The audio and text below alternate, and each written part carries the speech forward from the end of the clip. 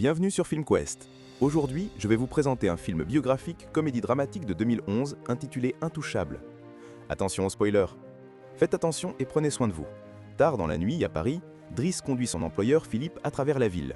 Lorsqu'attendre dans les embouteillages devient trop ennuyeux, Driss dépasse la limite de vitesse et commence à conduire très vite, évitant les autres voitures sans se soucier des panneaux de signalisation. Cela pousse la police à le poursuivre et Driss parie 100 € qu'il peut les semer. Mais après avoir passé sous un pont, les flics les rattrapent en les prenant en embuscade des deux côtés. Driss n'a pas l'air trop inquiet cependant, et cette fois, il parie 200 € qu'il peut leur obtenir une escorte. Les flics lui font quitter la voiture, et il se met alors à jouer la comédie se comportant de manière offensée et leur disant que Philippe ne peut pas bouger et qu'il l'emmenait à l'hôpital. Les agents trouvent la preuve de cela quand ils découvrent le fauteuil roulant dans le coffre, et en s'approchant de Philippe, ils le voient convulser, ce qui est aussi un jeu d'acteur. Voyant qu'il s'agit d'une urgence, les flics pardonnent à Driss d'avoir dépassé la limite de vitesse et proposent de servir d'escorte sur le chemin de l'hôpital. Pour célébrer avoir gagné le pari, Driss met September de Earth, Wind & Fire et quand ils arrivent à destination, il partage une cigarette avec Philippe dès que les flics sont partis. Driss promet qu'il va gérer la situation et il les éloigne juste avant que le personnel de l'hôpital ne puisse les trouver. Cette amitié a commencé plusieurs mois auparavant. Philippe et son assistante Magali organisent des entretiens pour trouver un nouveau soignant pour lui. Mais cela ne se passe pas très bien car tous les candidats ont des réponses très standards ou maladroites à leurs questions d'entretien. Mais ils sont soudainement surpris quand Driss fait irruption, ignorant le fait que ce n'est pas encore son tour, car il veut simplement que des papiers soient signés disant qu'ils ne vont pas l'embaucher pour qu'il puisse obtenir les allocations chômage. Il est direct et un peu impoli, draguant même Magali, mais Philippe le trouve amusant et lui demande de revenir le lendemain pour ses papiers signés. Driss retourne chez lui dans un quartier modeste et essaye de prendre un bain pendant que tous ses petits frères et sœurs le dérangent, ne parvenant à le faire à temps grâce à sa sœur Mina, qui est un peu plus âgée que les autres et plus responsable. En attendant l'arrivée de leur mère, il regarde par la fenêtre et remarque son frère Adama sortir d'une voiture suspecte. Quand il entre dans l'appartement, il dit simplement qu'il était à l'école et repart après avoir pris son sac, ce qui rend Driss encore plus sûr qu'il manigance quelque chose. Dans la soirée, sa mère arrive et il lui offre un œuf Fabergé qu'il a volé et lui dit qu'il a été en vacances quand elle lui demande. Elle n'est pas contente de le voir cependant, car il a disparu pendant 6 mois sans jamais appeler et maintenant il réapparaît de nulle part comme si sa maison était un hôtel. Comme elle en a absolument assez de tous ces mensonges et qu'elle a d'autres enfants dont elle doit s'occuper, elle le met dehors et lui dit de ne pas revenir. Driss passe la nuit à fumer et à grignoter avec des amis du quartier. Le lendemain, Driss retourne à la maison de Philippe pour ses papiers et il est reçu par la gouvernante Yvonne qui lui fait visiter les lieux et lui parle de la routine quotidienne de Philippe et elle lui montre aussi la chambre qu'il aurait pour lui, avec sa propre salle de bain. Driss ne peut pas empêcher de fixer la baignoire avant d'être entraîné pour voir Philippe, qui lui offre la feuille de papier signée, mais aussi une opportunité d'emploi. Driss accepte l'essai d'1 mois et Philippe lui dit qu'il parie qu'il ne tiendra pas 2 semaines. Après avoir apporté ses affaires dans sa chambre, on apprend à Driss comment prendre soin de Philippe. Il doit apprendre à maintenir ses jambes stimulées, comment le mettre dans le fauteuil roulant, comment l'aider à se doucher et à changer de vêtements. Les choses deviennent gênantes quand Driss découvre qu'il doit l'enfiler des bas de compression et même lui nettoyer les fesses après que Philippe ait utilisé les toilettes. Mais peu importe combien il se plaint et dit qu'il ne fera pas ses corvées, il finit par les accepter comme faisant partie de son travail. Plus tard dans la soirée, pendant qu'il savoure un encas sur le toit, il est interrompu par la fille de Philippe, Elisa, et son petit ami Bastien, qui cherchent un endroit privé pour s'embrasser. Et il les met tous les deux dehors après avoir refusé de partager sa bière. Driss s'habitue rapidement à la routine quotidienne avec Philippe, même si au début, il fait quelques erreurs dont il tire des leçons, comme tendre le téléphone à Philippe au lieu de le mettre à son oreille, ou oublier le babyphone pendant qu'il prend un bain. Il apprend aussi à organiser son courrier dans différents dossiers, la plupart des lettres qu'il ouvre pour Philippe, mais il y a une série de lettres privées qu'il n'est pas autorisé à regarder. Quand il trouve un dépliant promouvant des escortes féminines, il décide de créer un dossier juste pour cela, au lieu de les jeter à la poubelle comme le dit Philippe.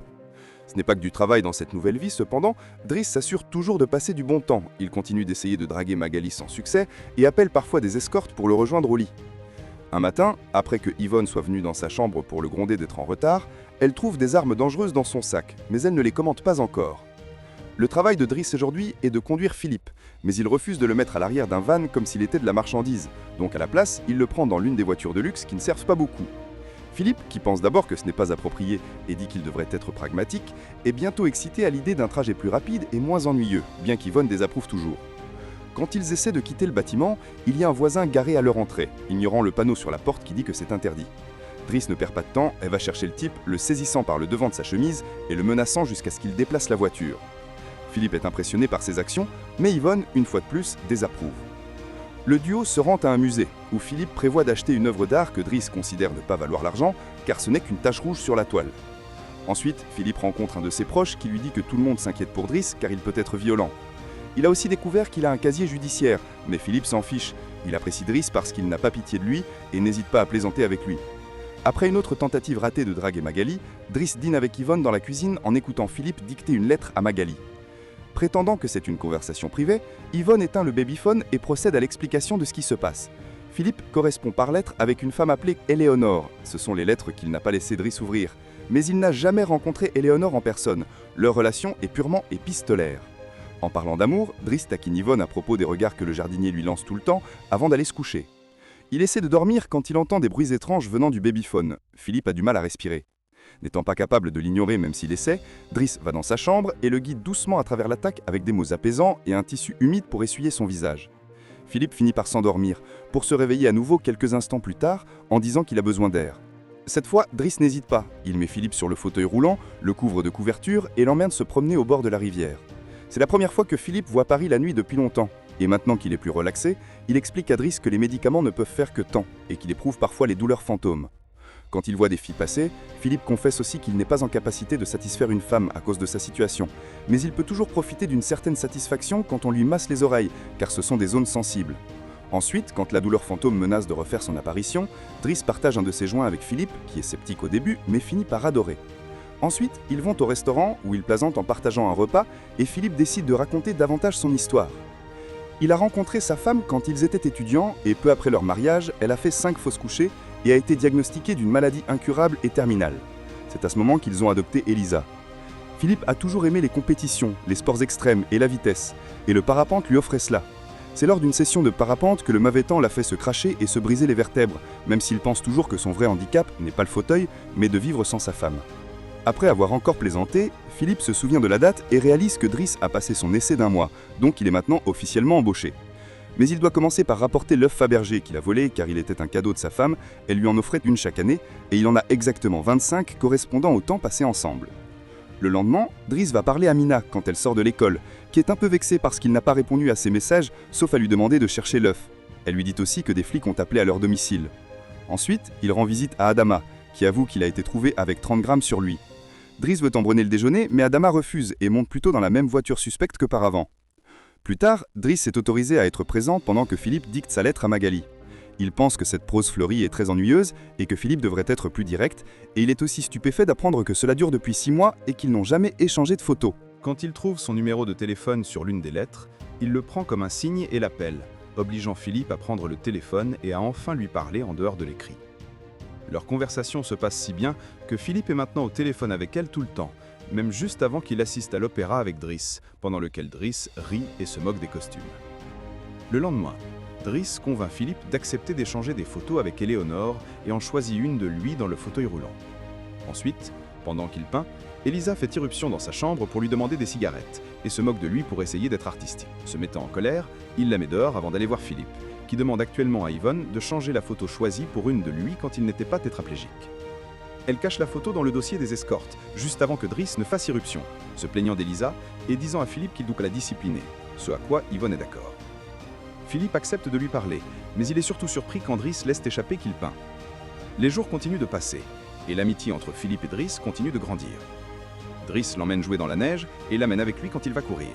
Philippe lui offre son premier costume et gronde sa fille pendant que Driss l'écoute à travers le babyphone. Quand Driss termine son premier tableau, il le montre à Magali qui le gifle quand il essaie de l'embrasser. Philippe, cependant, aime le tableau et promet qu'il va essayer de le vendre. Les deux passent un excellent moment ensemble, appréciant des choses comme obtenir une voiture plus rapide, partager des joints et même engager des escortes ensemble. Quand l'anniversaire de Philippe arrive, il n'est pas très excité à ce sujet. Chaque année, il fait semblant d'être surpris qu'ils organisent une fête et doit rencontrer tous ses proches qui ne viennent le voir qu'à cette date pour vérifier qu'il est toujours en vie.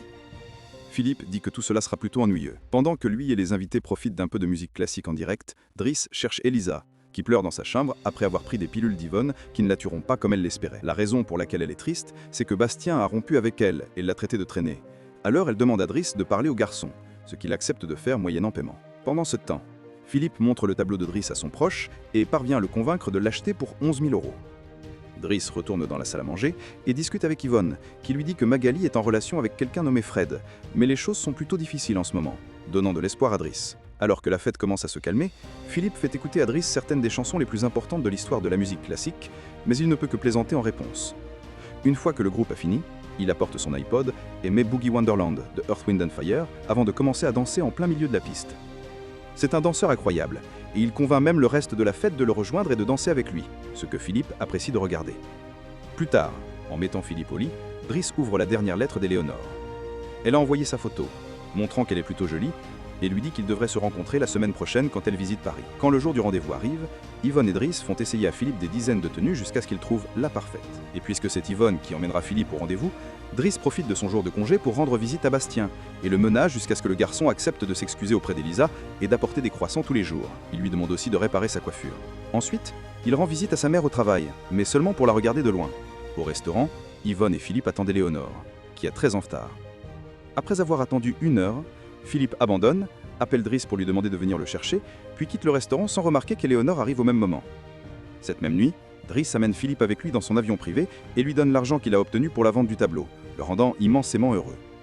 Ils arrivent à la campagne le lendemain matin, et Philippe décide de faire du parapente, entraînant Driss avec lui aussi. Driss ne veut rien avoir avec ça, mais après avoir paniqué au début, il finit par apprécier l'expérience. Quand il rentre à la maison, Adama est là à attendre Driss et se fait gronder quand il voit les cicatrices sur son visage. Adama ne dira toujours pas à Driss ce qu'il se passe dans sa vie, alors Driss le fait attendre dans sa chambre pendant qu'il appelle Mina pour lui dire de ne pas s'inquiéter et va mettre Philippe au lit. Philippe, cependant, n'a pas encore sommeil. Après avoir fait regarder un tableau à Driss avec lui, il lui pose des questions sur sa famille, dont Driss ne veut avoir pas parlé, mais finit par céder. Il s'avère que Adama n'est techniquement pas son frère, et que ses parents ne sont pas vraiment ses parents, ce sont sa tante et son oncle. Ils l'ont ramené du Sénégal quand il avait 8 ans, parce qu'il ne pouvait pas avoir d'enfant. Et son vrai nom est Bakary Bassari, mais parce que d'autres enfants avaient ce nom, ils l'ont appelé Driss et c'est devenu Driss. Un jour, sa tante a miraculeusement pu concevoir et après la mort de son oncle, il y a eu d'autres hommes émeus d'enfants aussi. De la même façon que Driss lui avait parlé d'Elisa, Philippe fait remarquer que Adama a besoin de discipline. Alors il renvoie Driss pour qu'il puisse être là avec sa famille parce qu'il ne peut pas passer toute sa vie à s'occuper d'un vieil homme. Le lendemain matin, après que Bastien ait apporté son croissant du quotidien tout en portant une meilleure coiffure, Driss fait ses valises et se prépare à partir. Magali vient lui dire au revoir, et quand Driss essaie de la draguer une dernière fois, Magali lui présente son partenaire Fred, qui est l'abréviation de Frédéric. Il s'avère que Magali n'est pas intéressée par les hommes, et Driss abandonne sur le champ. En sortant de la maison, il rend le babyphone à Yvonne, et la taquine pour lui avoir menti au sujet de Magali juste pour se moquer de lui. En retour, elle lui donne le dossier des escortes qu'il avait commencé, et il est déçu de trouver la photo qu'il avait choisie y cachée. Driss jette le dossier, mais il garde la photo pour lui. Une fois dehors, il trouve une voiture qui bloque à nouveau l'entrée. Alors il lui demande de partir, même s'il ne travaille plus là. Quand Adama lui fait remarquer, Driss dit que c'est une question de principe. Quelques heures plus tard, les deux frères vont chercher leur mère à la gare, pendant qu'à la maison, Philippe dîne pour la première fois avec son nouveau soignant, qui est coincé et ennuyeux, et Philippe décide de le laisser sans même prendre une bouchée. Puisqu'Yvonne est en rendez-vous avec le jardinier, personne n'est là pour le gronder. Au fil des jours, Driss retourne à son ancienne vie. Il traîne à nouveau avec ses vieux amis et dit au type de la voiture suspecte de ne plus embêter Adama. Quand il va à un entretien pour lequel il n'a pas assez d'expérience, il parvient à séduire l'employeur en se qualifiant de pragmatique et en utilisant toutes les connaissances artistiques qu'il a acquises en travaillant pour Philippe. Cela lui vaut un emploi de voituret. Philippe continue de ne pas s'aimer son nouveau soignant et est constamment de mauvaise humeur. Une nuit, il refuse que quelqu'un dans la maison l'aide avec sa douleur fantôme, alors Yvonne appelle Driss et lui demande de venir. C'est ainsi qu'il se retrouve dans la situation du début, avec les flics qui les poursuivent d'abord et les escortent ensuite à l'hôpital. Après cette petite aventure, Driss conduit Philippe sur la côte, et la vue de la mer l'aide à comprendre. Quelque temps plus tard, Driss s'occupe de la barbe trop longue de Philippe, avant de l'emmener dans un restaurant pour le déjeuner. Mais il ne reste pas, parce qu'un autre va tenir compagnie à Philippe aujourd'hui. Il lui souhaite bonne chance, et lui rend finalement son œuf avant de partir. Et Philippe commence à s'inquiéter d'être seul, jusqu'à ce qu'il voit qui a son rendez-vous, Éléonore, qui est très heureux de le voir et qui, le fauteuil, ne dérange absolument pas. Le vrai comte Philippe Pozzo di Borgo vit maintenant au Maroc, s'est remarié et a 2 filles. Le vrai Driss, en fait appelé Abdel Yasmine Selou, a son propre entreprise et est aussi marié avec 3 enfants. Les 2 hommes continuent d'être des amis très proches à jour. Merci d'avoir regardé. Si vous avez aimé, likez et abonnez-vous pour plus de films. À très bientôt sur Filmcast.